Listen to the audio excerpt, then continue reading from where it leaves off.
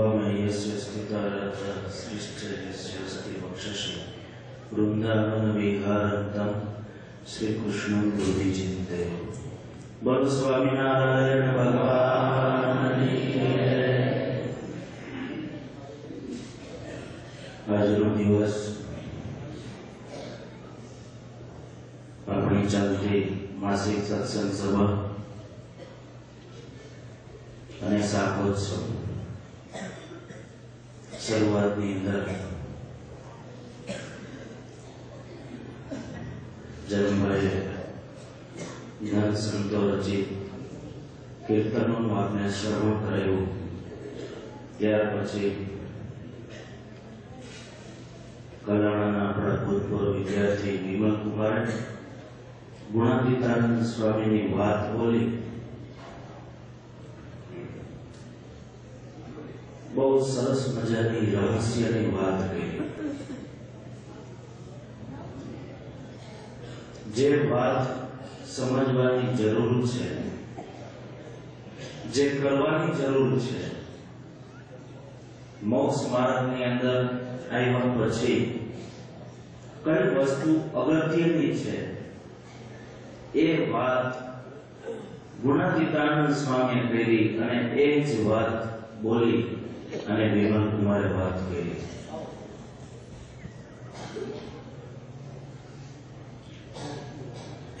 ભગવાને આપણે આટલો સરસ મજાનો મનુષ્ય દેહ આપ્યો, આટલો સરસ મજાનો યોગ આપ્યો. આ યોગમાં આવ્યા પછી કરવાનું શું? તો કે ચિકિત્સક બની ચિકિત્સા પૂર્વક વાતને સમજી અને હૃદયમાં ઉતારવી. માણવદરના નવાબ ગજેફર ખાનજીની વાત કરી. જાતનો મુસલમાન હતો, પરંતુ એટલું બધું એટલો એ સુપાત્ર હતો, માણસ બોલે એની પર ખ્યાલ આવે કે માણસ કેવું વિચારતો હોય છે, એના હૃદયના વિચારો કેવા હશે. બહુ પવિત્ર માણસ હતો, બહુ સારો, એકદમ ન્યાયપ્રિય રાજા હતો. અને એ જ આવી વાત બોલી શકે. માણવદરનો ઇતિહાસ એવું બોલે છે કે ગજેફર ખાન જ્યારે રાજા હતો, માણવદરના પટેલિયાઓ એમના કુંવરનો થોડો ઘણો ત્રાસ હતો, ગામ છોડી જતા રહ્યા. રાજાને ખબર પડી કે આ બધા ગાડા છોડી ક્યાં જાય છે. દીવાને મોકલ્યા, બધાને રોક્યા છે. દીવાને પૂછ્યું કે ક્યાં જાઓ છો તમે બધા, શું પ્રોબ્લેમ છે? ત્યારે ગામના પટેલિયાએ એટલું કીધું કે વાત કંઈક કરવા જેવી છે નહીં, પરંતુ એક વાત ચોક્કસ છે કે અમારે આ ગામમાં રહેવું નથી. ત્યારે ખુદ રાજા ત્યાં આવ્યો છે અને ગજેફર ખાને રોકી કીધું કે જે પ્રોબ્લેમ હોય તે મને કહો, તમારી વાત હું ચોક્કસ સોલ્યુશન લાવીશ. ગજેફર ખાને એક બાજુ બોલાવીને કીધું, ખાવાનું તમારા તરફથી કોઈ પ્રોબ્લેમ નથી, પરંતુ કુંવર તરફથી થોડી તકલીફ છે. બેમાન શબ્દ કીધા. ગજેફર ખાન સારી એવી વાત સમજી ગયા. એકનો એક પનોતો દીકરો એને બોલાવી. હાલની તકેનો ઇતિહાસ બોલે છે કે ટાઉન હોલની દિવાલમાં જીવતા દીકરાને જણી દીધો ગજેફર ખાને.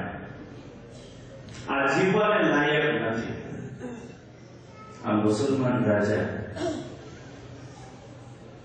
એને એવો શબ્દ કીધો કે આ કાનુડો શું કરો છો? સ્વામિનારાયણના રોટલા ખાઓ અને કાનુડાનું ભજન કરો? હે, કહેવાનું મારું એ છે, 16 વનું શુદ્ધ સોનું હોય ને એમાં શિરણનું દૂધ રહે, દીકરાના ખાપમાં ન રહે. એમાં વાત કોણ કરી શકે? જે સુપાત્ર હોય, જે મર્મગ્ન હોય, જે વાત સમજી શકતો હોય, એના મોઢામાંથી જ આવી વાત નીકળતી હોય છે.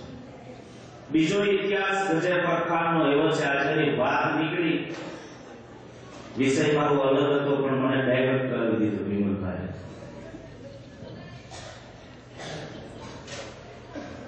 માનવતાની અંદર ગજે પરખાને હરિભક્તોનો કર માફ કરેલો. ત્યારે બીજા સંપ્રદાય વાળા ગજે પરખાન માએ જઈને કીધું કે આવો અન્યાય કેમ કરો છો તમે? આ સ્વામિનારાયણનો કર માફ ને બીજાનો કા તમે બધાયનો માફ કરો, કા બધાયનો લ્યો, આવું કેમ? ત્યારે બિલકુલ પ્રેક્ટિકલમાં જવાબ આપ્યો. એટલે હું કીધું તમે 10-15 જણ બહાર ભેગા લો.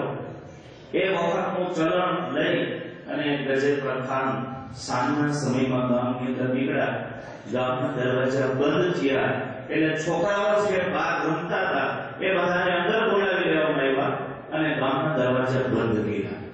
છોકરા નજર આમે આમ દૂરથી આવતા હતા અને એને દેખતા પેલા માણસોને ગજે પરખાનની દુકાને બધે સંતાઈ જાય. પછી પોતા પાસે જે એ વખતનું ચલણ કે રાણી સિક્કાઓ, ચાંદીના સિક્કાઓ, બધા રૂપિયા હતા ને ગજે પરખાન એમને મેદાન પર વેરી દેખા. પછી છોકરા ત્યાંથી પસાર થયા એટલે એમાંથી જે હરિભગતના છોકરા હતા એને જોયું કે શું છે આ? બધા ટકોટક લેવા માંડ્યા પૈસા. એટલે પેલાને જોયું કે આ તો રૂપિયા છે, આ તો કોકના છે, આપણા નથી, આપણે ન અડવું જોઈએ. એટલે જે હરિભગતના દીકરા હતા એ નજર પેલા વગર સીધા એમ જતા રહ્યા. ગજે પરખાને પેલાને બોલાવી કીધું, જોયું આમાંથી તમે કઈ જોયું કે નહીં? જે સ્વામિનારાયણના સત્સંગીઓ છે એના જે છોકરા છે ને એક પણ સિક્કો ના લીધો, એટલા માટે એની કદર કરી મેં એનો કર માફ કરેલો છે. એટલે કહેવાનું મારું એ છે, આપણી કિંમત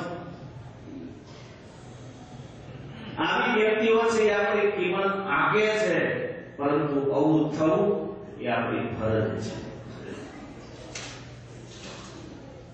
એટલે આજના દિવસે આજે અતિ આનંદનો દિવસ છે.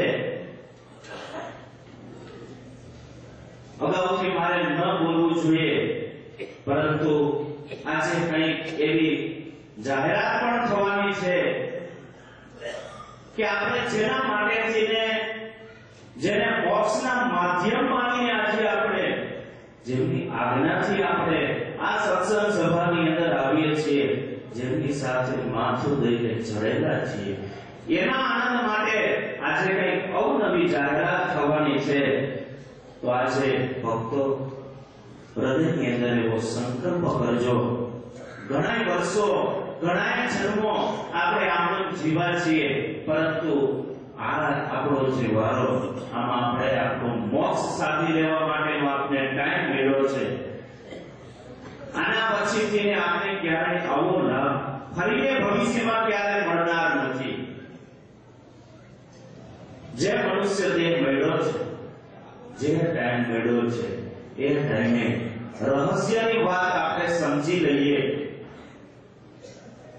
જેને મળવું છે એ આપને મળ્યા છે, પરંતુ હૃદયથી જો આપણે એને દેખીએ, દિવ્ય ચક્ષુ ખોલીને આપણે જો જોઈએ, તો જ આપણે એનો આનંદ આવશે. રાગ, દ્વેષ, ઈર્ષા, માન, અસૂયા, આ બધા દોષને છોડી એકમેક થઈને આપણે જો એકબીજા જોડાઈને આપણે જો જીવન જીવશું, તો મને લાગે છે કે મોક્ષ માર્ગની અંદર ચોક્કસ આન્યા દેહે આપણો મોક્ષ સાધી શકીએ. તો આજે ઈષ્ટદેવ પરમાત્મા ભગવાન સ્વામિનારાયણ,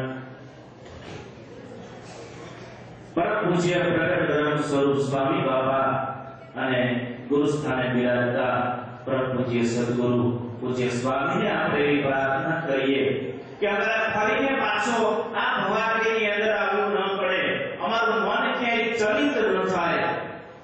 અમારો મન રૂપી ભમરો છે કાયમ માટે તમારા ચરણમાં રહીએ અને અમને એવા આશીર્વાદ આપો કે કાયમ માટે આ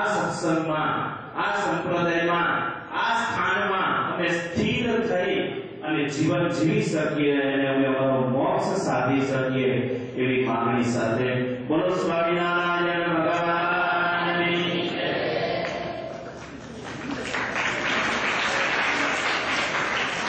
પૂજ્ય